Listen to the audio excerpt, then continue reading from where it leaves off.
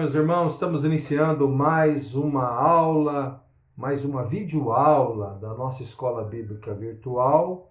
Estamos estudando homens e mulheres da Bíblia e hoje a segunda parte da humanidade da pré-história bíblica. Hoje veremos que a corrupção humana chega ao seu nível mais elevado e absurdo, mas sempre há o remanescente fiel a Deus. Noé é esperança em meio à corrupção humana.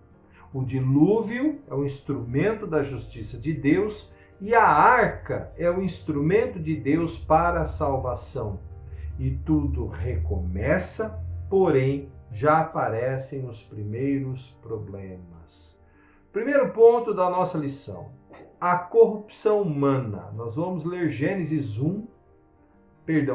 6, do verso 1 ao 7, depois os versos 11 e 12. Sucedeu que quando os homens começaram a multiplicar-se na terra e lhes nasceram filhas, os filhos de Deus viram que as filhas dos homens eram bonitas, e dentre todas elas tomaram as que haviam escolhido. Então disse o Senhor: o meu espírito não permanecerá para sempre no homem, pois ele é carne. Os seus dias serão 120 anos. Naqueles dias os Nefilins estavam na terra, e também depois, quando os filhos de Deus possuíram as filhas dos homens, as quais lhes deram filhos. Esses Nefilins eram os valentes, os homens de renome da antiguidade. E o Senhor viu que a maldade do homem na terra era grande, e que toda a imaginação dos pensamentos de seu coração era continuamente má. Então o Senhor arrependeu-se de haver feito o homem na terra, e isso lhe pesou no coração. E disse o Senhor: destruirei da face da terra o homem que criei, tanto o homem como o gado, os animais que rastejam e as aves do céu, pois me arrependo de havê-los feito. A terra, porém, estava corrompida diante de Deus e cheia de violência. E Deus viu a terra, e ela estava corrompida, pois a humanidade toda havia corrompido a sua conduta sobre a terra. Vamos fazer aqui algumas observações sobre a corrupção humana relatada nesse trecho do livro do Gênesis, né? No versículo 1 nós vemos que o homem atendeu aquele mandado de Deus de se frutificar, multiplicar, encher a terra, mas agora em meio ao pecado. E a gente vê que junto com a multiplicação da população humana veio também o aumento da corrupção. A corrupção também aumentou. Então a gente percebe que para os padrões iniciais aquilo está totalmente contradizente, né? Hoje talvez a gente não se dê muito conta disso, porque nós já estamos imersos nessa realidade, né? Como eles também estavam, né? Mas é interessante o relato aparecer dessa maneira, porque ele faz um retrato de algo que é totalmente contrário ao plano original de Deus. No versículo 2 e na primeira parte do versículo A, a gente lê a seguinte expressão: os filhos de Deus. Quem são esses filhos de Deus, né? Sempre deu pano para manga isso daí, né? Então, há aqueles que acham que quando se refere nos versos 2 e na primeira parte do verso 4, quando o autor do Gênesis fala de filhos de Deus, alguns acham que são aqueles descendentes de Sete, o filho que Adão e Eva tiveram logo após a morte de Abel. Ou ainda, né, sendo mais fiel à palavra hebraica, dá a entender que são anjos. E aqui no caso, anjos que estão abandonando a sua habitação, né? Estão abandonando o seu domicílio. Nós vemos lá em Judas, no Novo Testamento.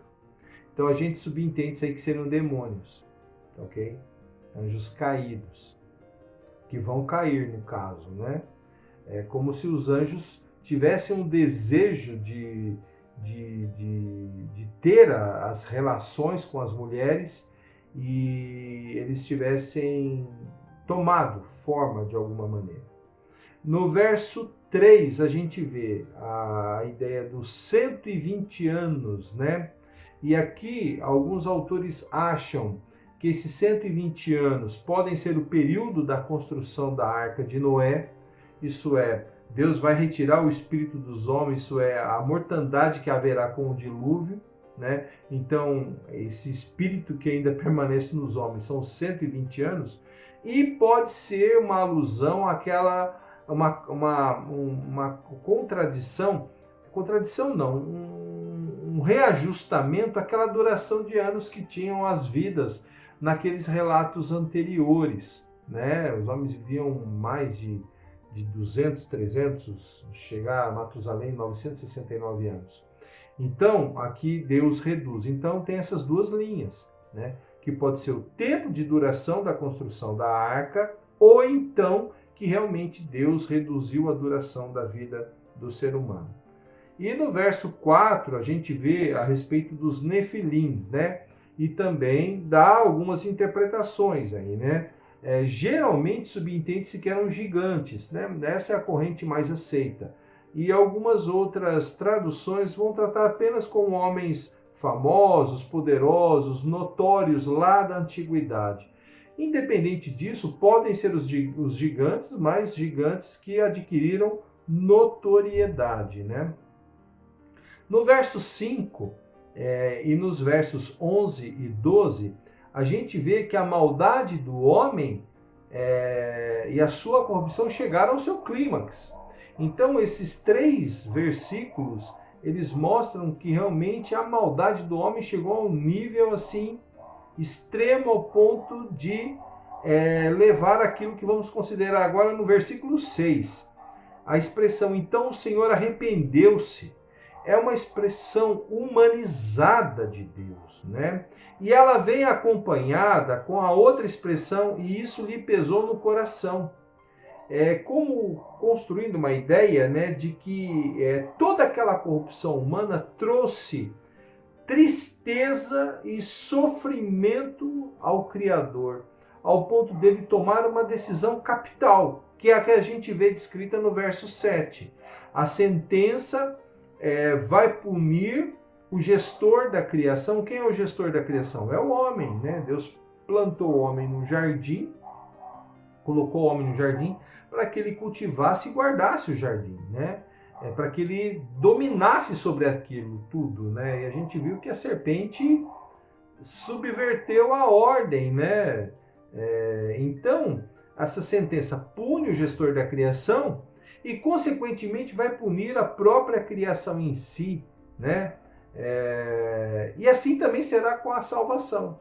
Porque quando vem a arca, Deus vai punir a criação, os animais vão morrer, vai haver toda aquela destruição, mas a preservação da arca, subentende-se que na justiça de Deus está presente o julgamento, o castigo, mas também a salvação, né? Também a salvação. Aí nós chegamos no segundo ponto, que é a Arca de Noé. Noé, a esperança em carne e osso. Gênesis 5, 28. Lameque, a gente está recuando aqui para Gênesis 5 agora. 5, 28. Lameque viveu 182 anos e gerou um filho, a quem chamou Noé, dizendo: Este nos consolará de nossas obras e do trabalho de nossas mãos, que provém da terra que o Senhor amaldiçoou.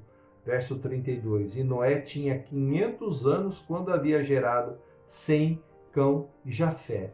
Então a gente vê em Lameque, o pai de Noé, o anseio, né, ao ver o filho. E isso é profético, vamos colocar assim, de que Noé traria, né, essa esperança para o povo, porque toda aquela corrupção trazia sofrimento.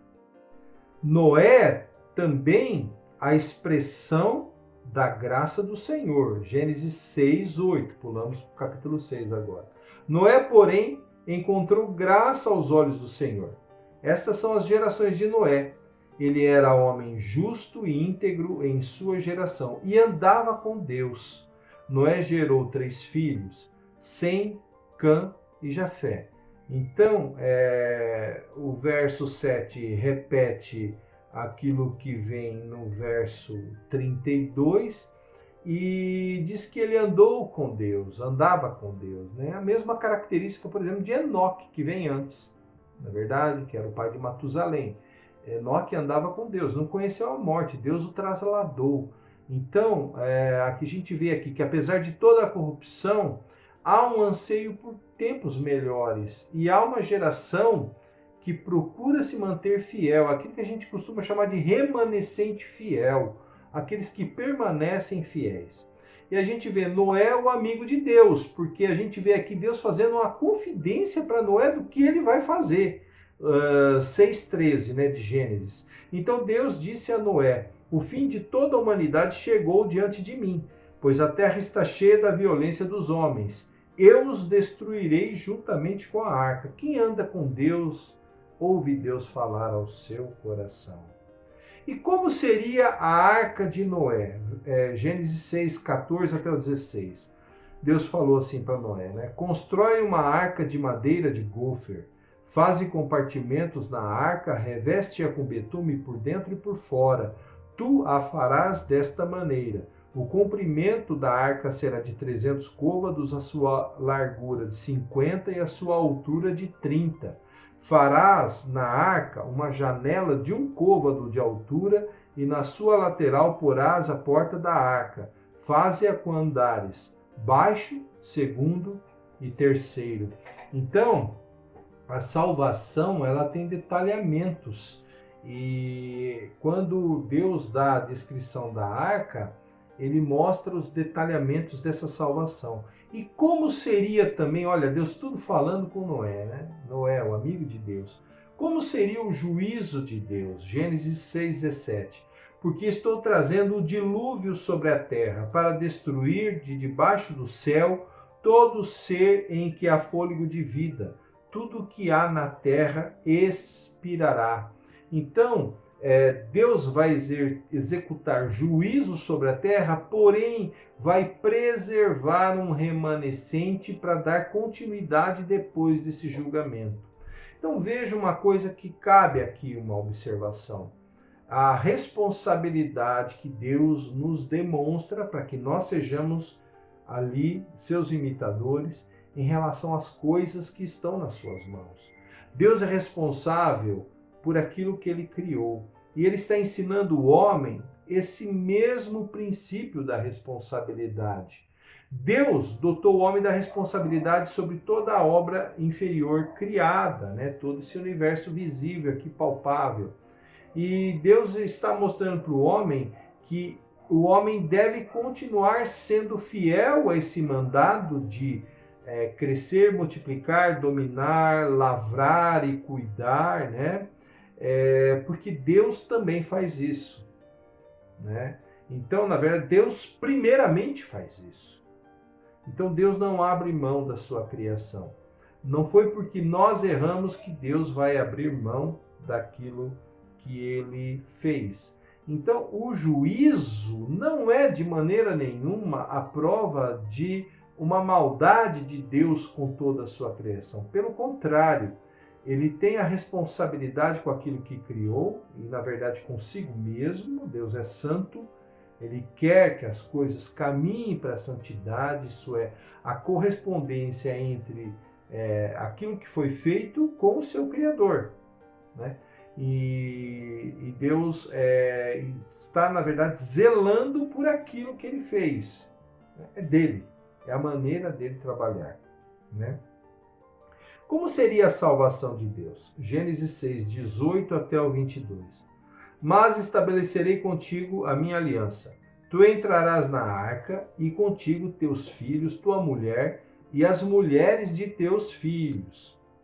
De tudo que vive, de todos os seres, farás entrar na arca 2 de cada espécie, macho e fêmea, para os conservares vivos contigo. Das aves segundo as suas espécies, dos grandes animais segundo as suas espécies, de todo animal que rasteja pela terra segundo as suas espécies, 2 de cada espécie virão a ti para os conservares com vida. leva todo tipo de alimento e armazena-o contigo, pois servirá de sustento para ti e para eles. Assim fez Noé, segundo tudo o que Deus lhe ordenara. Então a gente vê que no plano da salvação, o projeto é detalhado, ele tem todo um trâmite, todo um cronograma, todo um ordenamento, e se requer dos seus atores, dos seus participantes, a correspondência. Então, assim fez Noé, né? Segundo tudo que Deus lhe ordenara. Então, como foi a resposta de Noé para Deus? Foi essa. Noé correspondeu perfeitamente a Deus. Então a gente vê o caráter de Noé, a esperança de Lameque, o seu pai, realmente está se concretizando, né?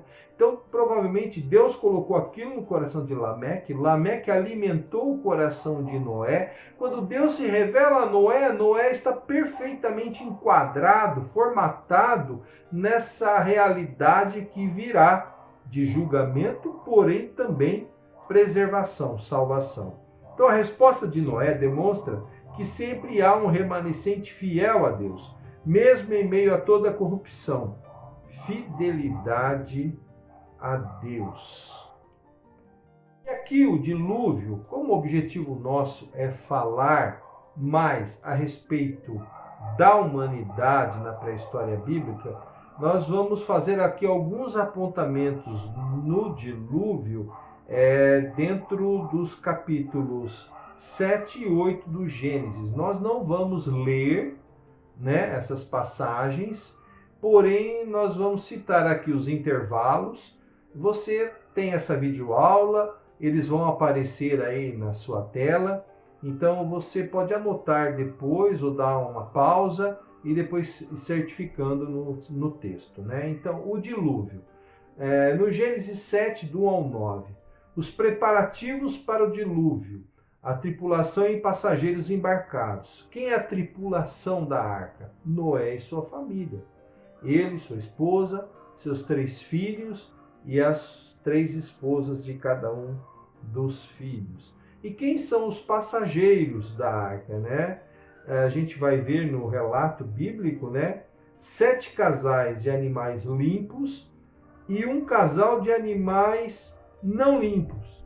E aqui cabe uma observação. A autoria do Gênesis cabe a Moisés.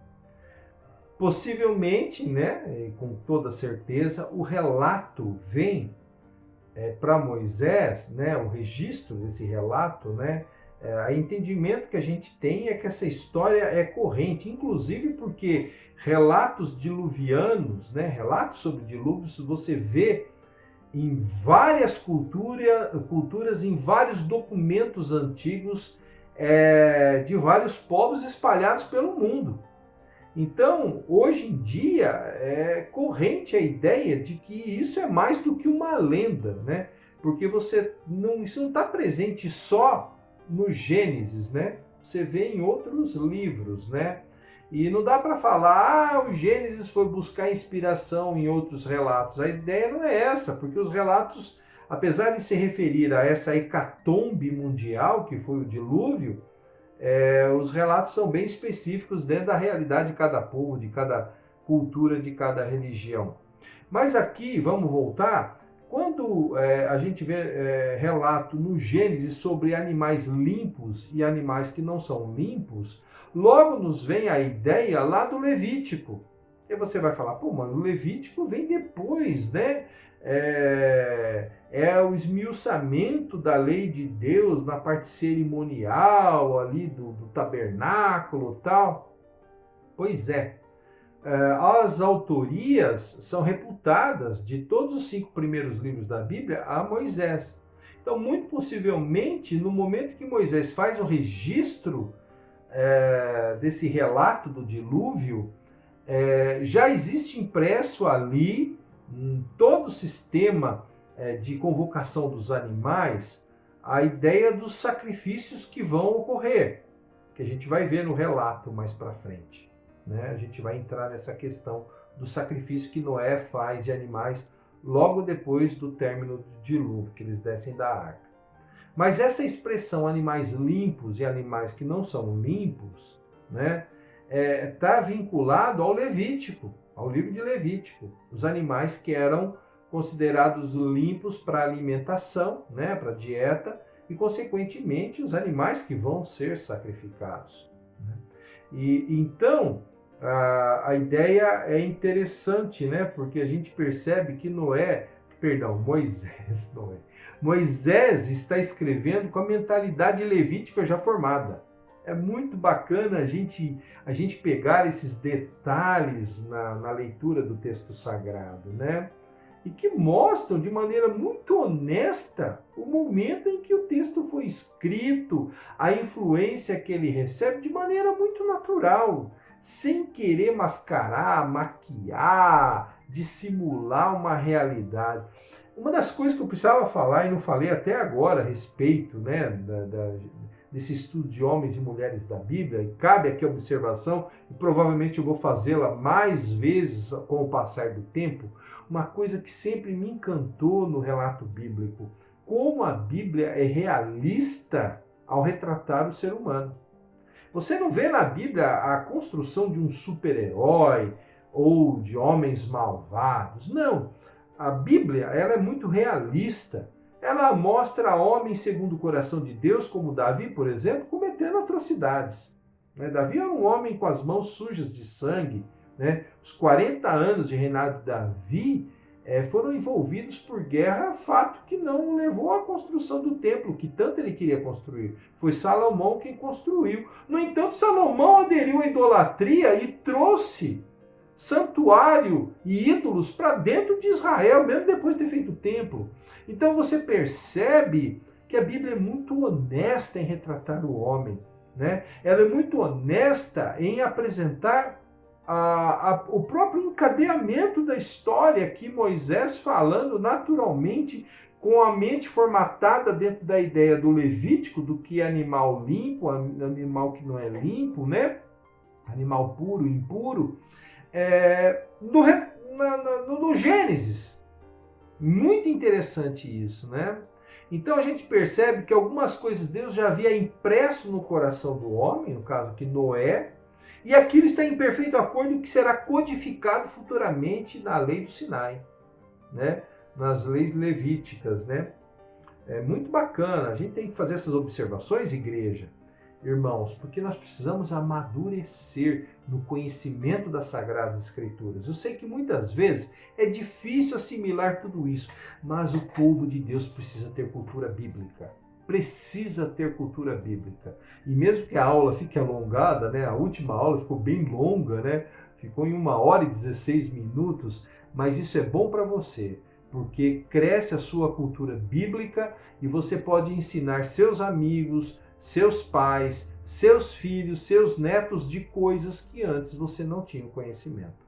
Gênesis 7, do 10 ao 24, a chegada do dilúvio. Então, no verso 10, a gente vê que ele chega com hora marcada, né? No 7º dia iniciaria, e realmente iniciou naquela hora marcada. Versos 11 ao 24, o dilúvio veio com volume e extensão de destruição, águas de baixo, águas de cima, inundação, uma destruição medonha.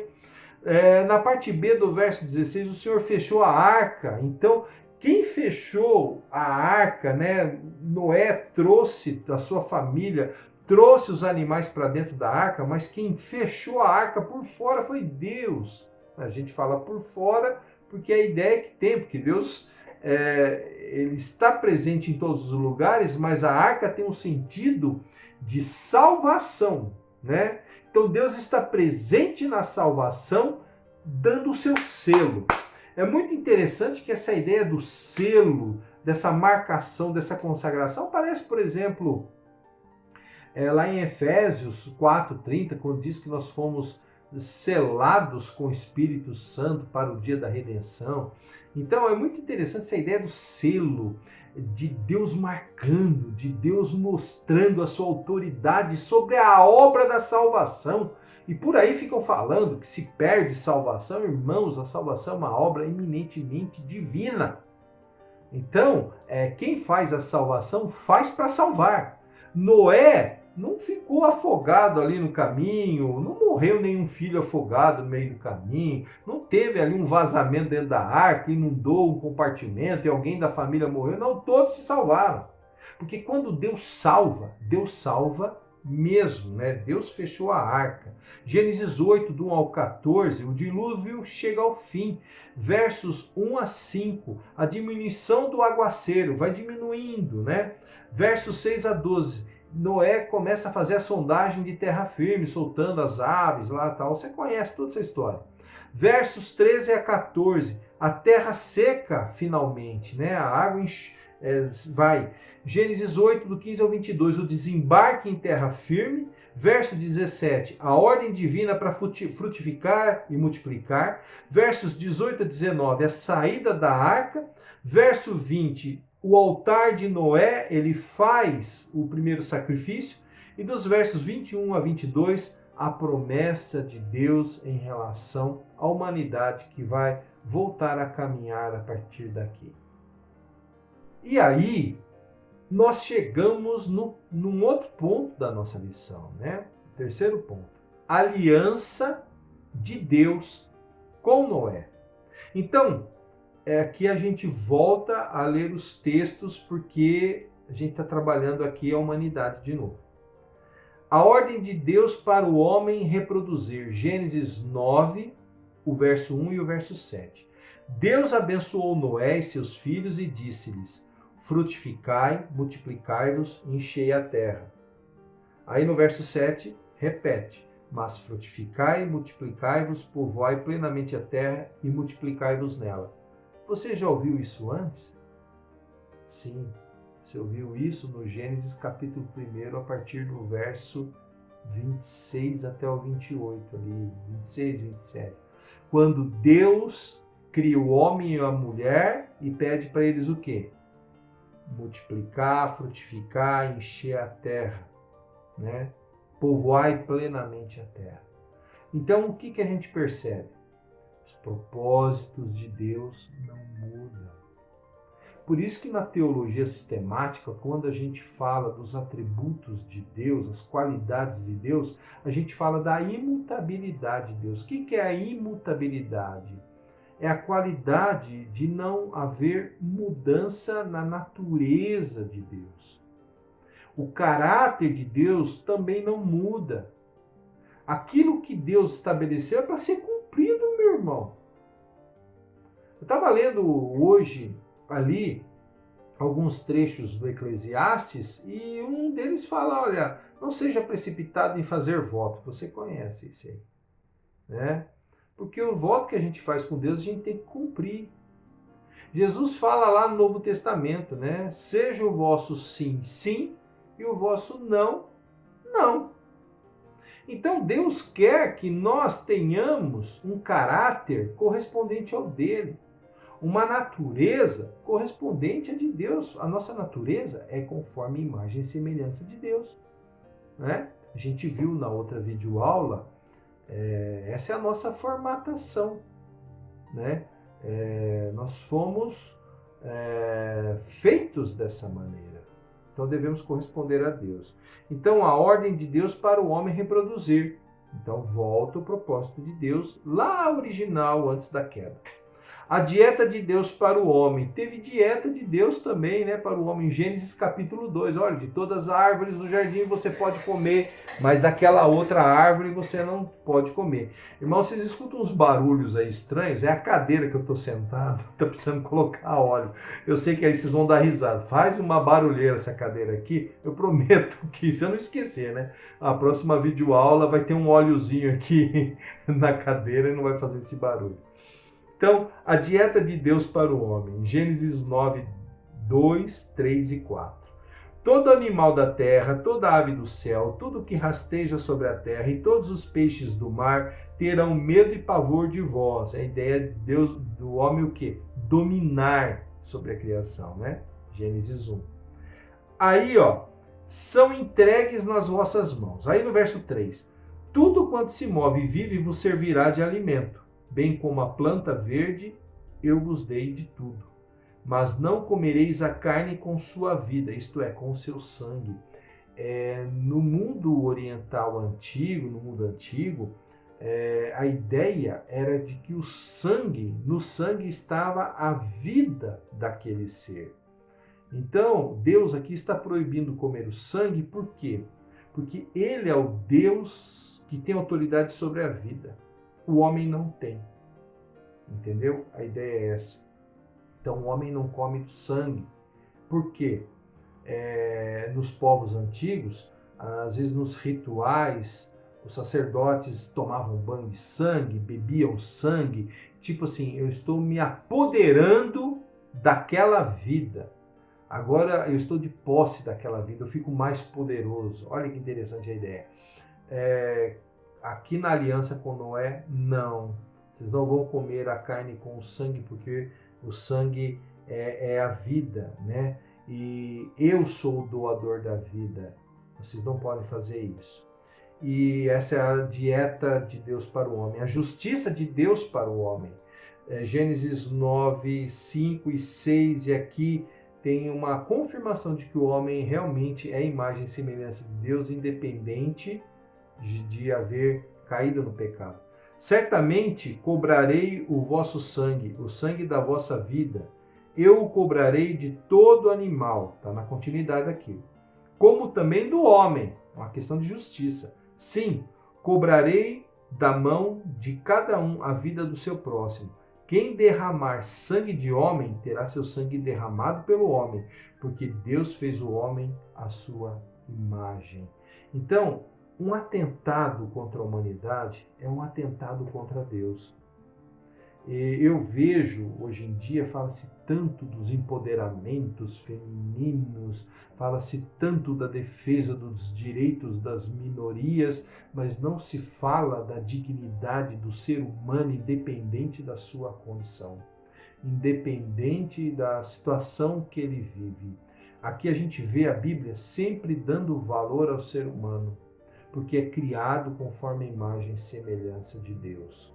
Nós devemos crescer com essa consciência, né? Não há um dia para se ter uma consciência. A consciência se tem da dignidade do ser humano, seja ele quem for, a qualquer tempo. Isso não dá o direito de concordarmos, com o pecado e as coisas erradas que esse homem faz, que esse ser humano faz. Mas ele, em si, ontologicamente, o que é? O ser.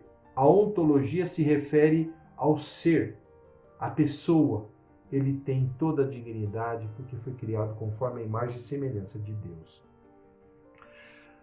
A aliança de Deus. Vamos ler aqui, Gênesis 9, 8 até o 17. Deus também disse a Noé e seus filhos: Faço agora a minha aliança convosco e com a vossa descendência, e com todo ser vivo que está convosco, com as aves, com o gado e com todo animal selvagem, com todos os que saíram da arca, sim, com todo animal da terra. Sim, faço a minha aliança convosco. Todas as criaturas nunca mais serão destruídas pelas águas do dilúvio. Nunca mais haverá dilúvio para destruir a terra. E Deus disse, Este é o sinal da aliança que firma entre mim e vós, e com todo ser vivo que está convosco por gerações perpétuas. Coloquei o meu arco nas nuvens. Ele será o sinal de uma aliança entre mim e a terra. E acontecerá que, quando eu trouxer nuvens sobre a terra e o arco aparecer nelas, então me lembrarei da minha aliança que firmei entre mim e vós e com todo ser vivo de todas as criaturas, e as águas jamais se transformarão em dilúvio para destruir todas as criaturas. Que texto lindo! O arco estará nas nuvens e olharei para ele a fim de me lembrar da aliança perpétua entre Deus e todo ser vivo de todas as espécies sobre a terra. Né? São expressões humanizadas, né? Deus se lembrar. Na verdade, quem olha e se lembra somos nós, né? Dessa aliança. Deus também disse a Noé: Este é o sinal da aliança que firmei entre mim e todas as criaturas sobre a terra. Então, a aliança é estabelecida entre duas partes, Deus e o homem. E o homem aqui como gestor da criação. Então, toda a criação está envolvida na aliança. Então, a aliança é proposta por Deus. Então, Deus define os termos da aliança. Essa aliança tem um jeito de ser, é o jeito de Deus. A aliança é fiada, lembra? Quem faz um aluguel tem um fiador. A aliança é fiada por Deus, quer dizer, Deus dá garantia. Deus mantém os termos da aliança. A aliança tem um sinal visual, o arco-íris, tem uma assinatura, até uma assinatura. E a aliança tem prazo de validade, gerações perpétuas, quer dizer, nunca mais vai acontecer dilúvio.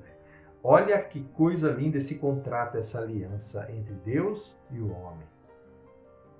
Aí chegamos no outro ponto da nossa lição, quarto ponto, a origem dos povos, né?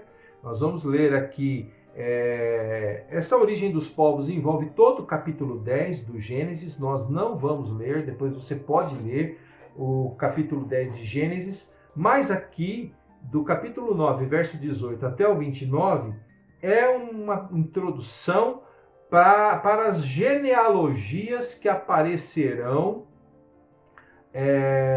de Sem, Cã e Jafé, os filhos de Noé, que aparecerão no capítulo 10. Então vamos aqui. Os filhos de Noé que saíram da arca foram Sem, Cã e Jafé. E Cã é o pai de Canaã. Esses três foram os filhos de Noé, e a partir deles toda a terra foi povoada. Noé começou a cultivar a terra e plantou uma vinha. Então bebeu do vinho, embriagou-se e ficou nu dentro da sua tenda. E Cã, pai de Canaã, viu a nudez do pai e contou isso a seus dois irmãos que estavam do lado de fora.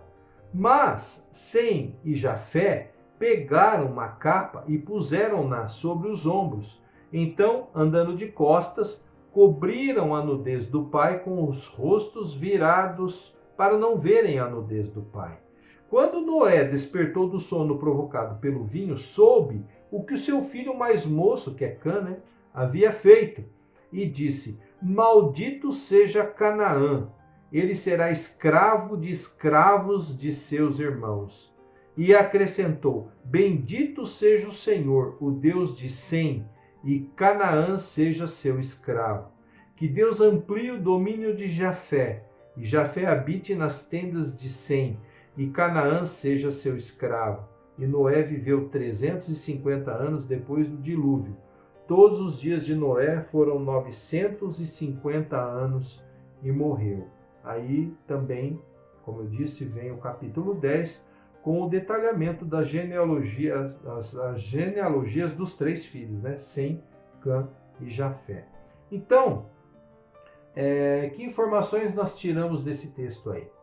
Que a terra foi povoada pelos três filhos de Noé. Noé não teve mais filhos, então esses três filhos se incumbiram a partir deles de povoar a terra. Aí nós vemos o escândalo de Noé, né? Ele cultivou a vinha, produziu o vinho, bebeu, ficou lá embriagado e tirou a roupa e aí isso provocou um escândalo, né? Sem e Jafé não se deram conta disso, no entanto, Cã viu o pai e o desrespeitou. Há muitas teorias sobre o que teria sido esse desrespeito e eu não vou entrar nessa questão aqui. O fato é que quando desperta do sono, Noé amaldiçoa Cã e interessante, é uma observação que eu faço aqui. Essa maldição tem a ver com a dinâmica do que está vindo, o povoamento da terra. E com aquilo que será relatado mais adiante. Já lá, a gente vai ver nas peregrinações de Abraão, de Isaac, de Jacó, no retorno do povo do Egito, liderados por Moisés, e depois de uma maneira muito específica, no livro de Josué, a gente vai ver os desdobramentos disso daqui. Então, o que é interessante é que a maldição lançada por Noé ao seu filho Cã tem a ver com o próprio povoamento da terra. Ele vai ser escravo dos irmãos, vamos colocar aí. Haverá uma subserviência, uma subordinação, E a história vai mostrar momentos de rebelião, né, do povo camita, dos descendentes de Cã, de Canaã, em relação aos semitas, os descendentes de Sem. Então, as gerações de Cã são os povos que vão habitar em Canaã. Isso vem relatado depois no capítulo 10. E as gerações de Sem são os semitas, né? Semitas são os judeus, né? Os hebreus, os israelitas, né? Então, as dinâmicas étnicas futuras, né? O que vai acontecer entre os povos no futuro, já estão estabelecidas a partir daqui. Então, essas inimizades, esses embates que haverão entre essas descendências no futuro já estão originados aqui, né? Sem irá desalojar Cã de Canaã quando da chegada de Josué. Deus manda Josué acabar com os povos ali, disseminar os povos dali, extirpar, perdão, usei o verbo errado, extirpar os povos da terra prometida quando chegasse, né, atravessasse o Jordão para levar o povo para a terra prometida. Esse povo que habitava lá, enquanto o povo israelita esteve no Egito, são os descendentes de Cã. É uma descendência amaldiçoada. E os semitas, que são as gerações, né, de Abraão, a gente vai ver, né, Abraão vem de Sem, né, dos semitas. Essa geração é a que virá do Egito e vai tomar posse da terra. É sobre ela que está a promessa de Deus, né? E aí chegamos num outro ponto, né, o penúltimo ponto, a Torre de Babel. Nós vamos fazer a leitura do texto Gênesis 10, do 1 ao 9. A terra toda tinha uma só língua e um só idioma. Os homens deslocaram-se para o oriente e acharam um vale na terra de Sinar, e passaram a habitar ali. E disseram uns aos outros: vamos fazer tijolos e queimá-los por completo. Os tijolos lhes serviram de pedras, e o betume de argamassa. Disseram mais: vamos edificar uma cidade para nós, com uma torre cujo topo toque no céu, e façamos para nós um nome, para que não sejamos espalhados pela face de toda a terra. E então o Senhor desceu para ver a cidade com a torre que os filhos dos homens edificavam, e disse: o povo é um só, e todos têm uma só língua. Agora que começaram a fazer isso, já não haverá restrição para tudo o que intentarem fazer. Vamos descer e confundir-lhes ali a linguagem, para que um não entenda a língua do outro. Assim o Senhor os espalhou dali sobre a face de toda a terra, e pararam de edificar a cidade.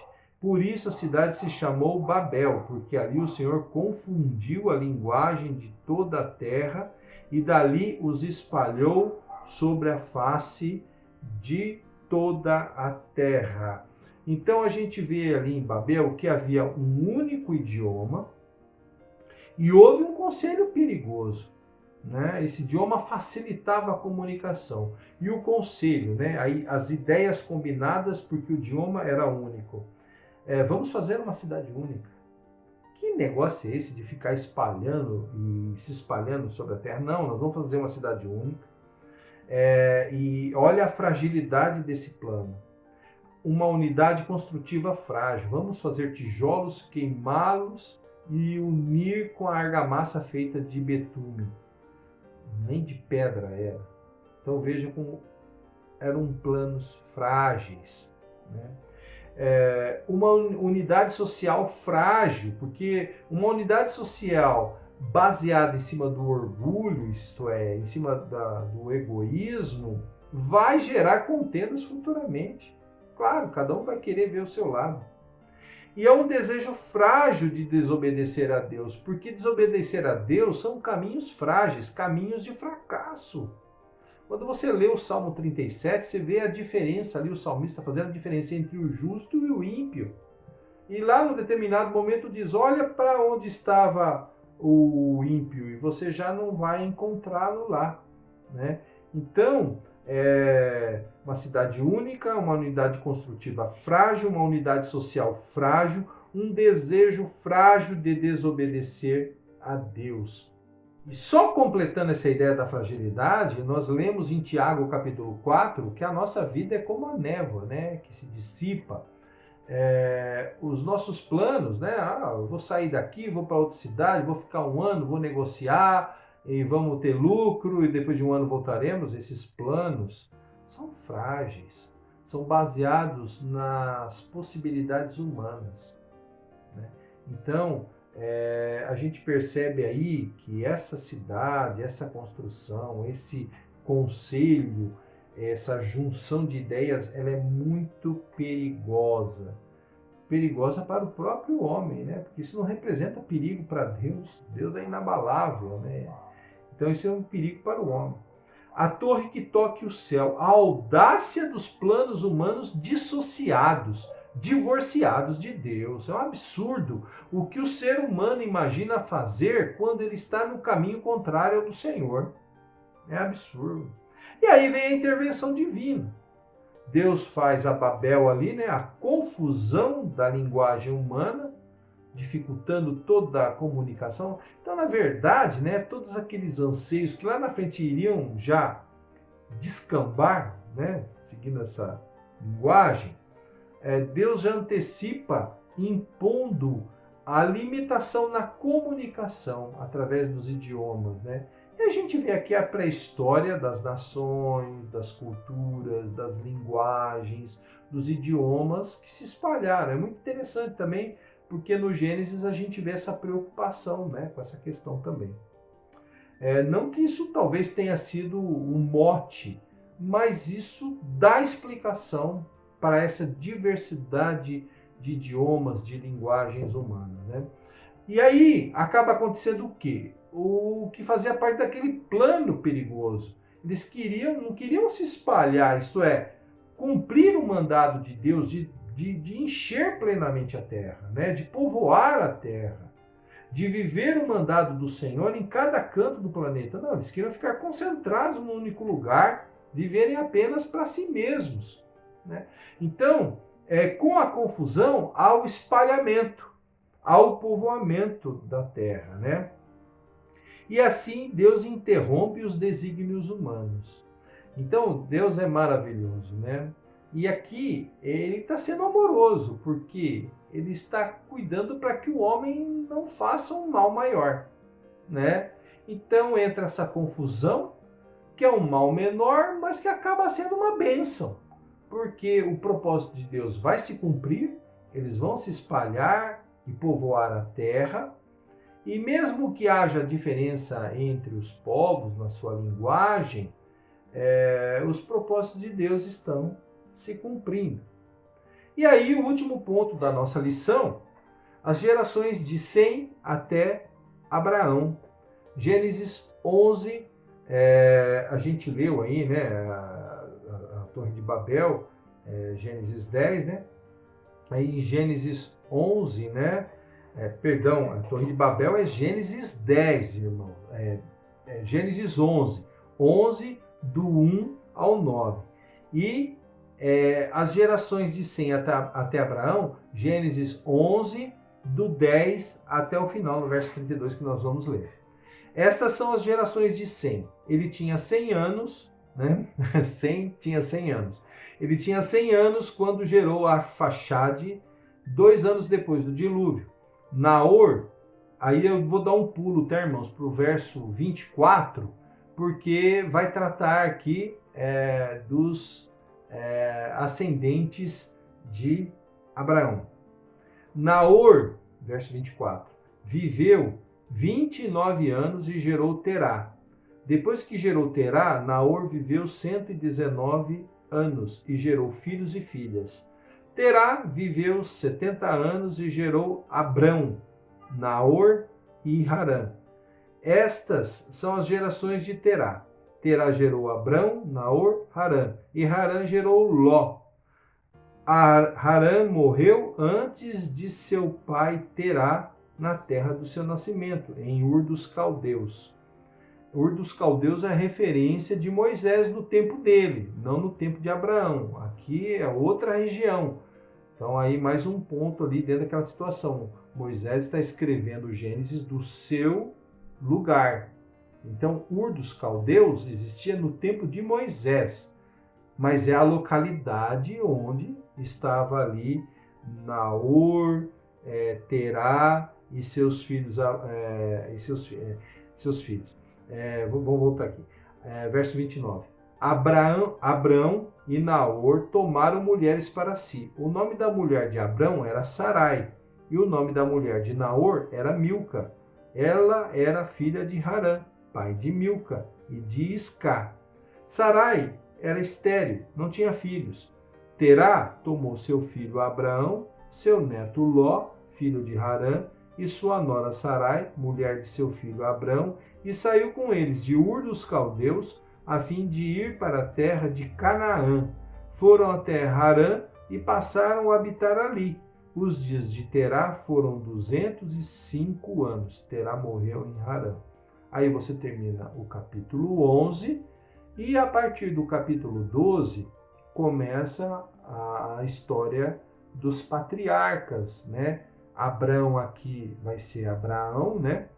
Então a pré-história bíblica chega ao fim com o nascimento de, eu pus aqui Abraão, tá, irmão? Mas o nascimento de Abrão. É que a gente fica com o nome que ele ficou, né? Posteriormente, né? Abraão. Que ele foi eleito, né? Abraão, para iniciar o povo de Deus. Então, a partir da nossa próxima videoaula, nós vamos enfocar pessoas específicas. E até aqui nós vimos essa construção do que é o ser humano, né? Os problemas que vieram aí, né? De queda e as suas consequências. E a gente já tem um retrato muito claro de quem o ser humano é, e talvez você se enxergue aí, eu me enxergo aí em muitas coisas, né? Concluindo, com o passar do tempo, o povo se corrompeu e sofreu as consequências. O dilúvio mostra que Deus é justo sempre. O dilúvio também mostra que Deus vê quem a ele é fiel e o preserva no julgamento. Deus está disposto a estabelecer a aliança, mas tudo tem de ser feito do jeito dele. Ele é o juiz. Todos os planos humanos dissociados de Deus estão fadados ao fracasso. Então, nada melhor do que cumprir a aliança com o Senhor. E para você refletir, você sabia que Jesus morreu na cruz, ressuscitou e estabeleceu uma aliança contra o pecado e a morte? Sabia que essa aliança vem da parte de Deus para nos salvar do pecado e da morte?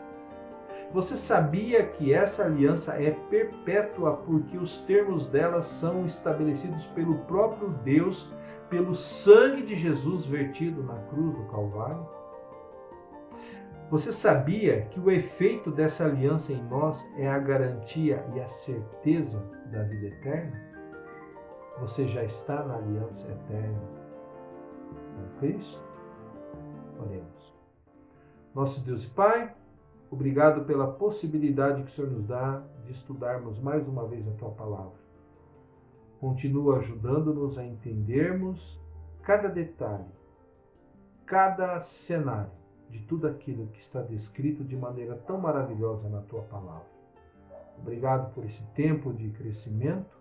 Em nome de Jesus nós oramos. Amém. Deus abençoe sua vida, meu irmão e minha irmã. Permitindo Deus, semana que vem teremos mais uma videoaula. Deus abençoe, tudo de bom, um abraço.